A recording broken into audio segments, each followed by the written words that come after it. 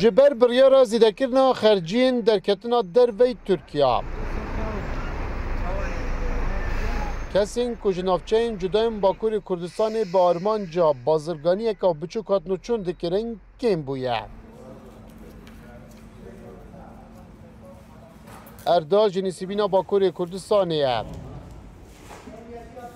یک جوان کسایه بردوام هاتنوچون بریا دری ناف دولتی ابراهیم خلیل دکن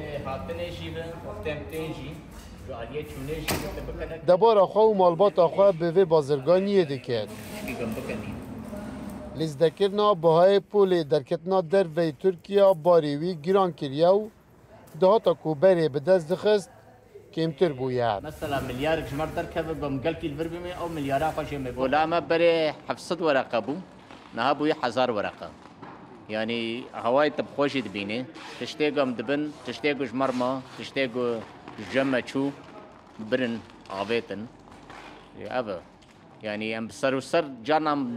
فيدا خوشي درنا خينن ام دخسرم خساره خوتين بر وجانا هيجي باشه يعني ابا مثلا چند کسی مالبات ہوتا مالباتا من 4000 که مهورن وازو بیرکا خونه اف بریار جنهی ایلونی و کتیه دواره جیبجی کرنه دا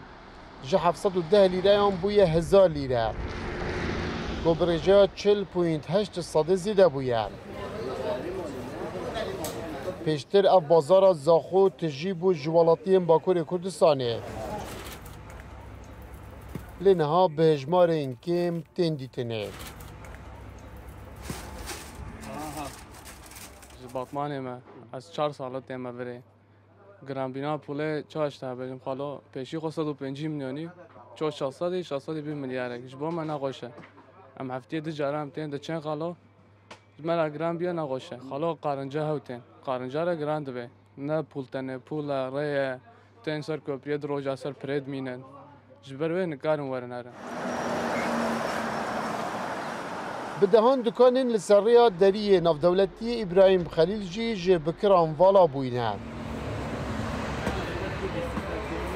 دمکی دا نزدیک 8 صده بکرینوان خلک باکور کردستانی نه خود روزانه تقریبا 300-400 نفره که تهاتن دفعه و قصد آمد کنن تشتشمت کرین افتشت المه این چغاره بین چابی افجیزت کهربایی بین بس پشتی اف فولاها گرام بی اف مشتری همان اماینه مینت خلکی ما با ما هر چنوتی با دروازه 24 ساعتیه بس وقت خلکی باکور ناین اکجار ناین نوکه چند در روزانه آن هم اکجار نمایه؟ خود همون نمایه بیشتر ساده همه نوتونه هجی نمایه لگوری آمارن ریوبریا دری ناف دولتی ابراهیم خلیل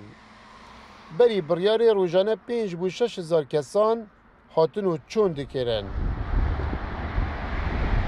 لدسته روزین جبجکرنا بریار زیدکرنا خرجین در بی ترکیه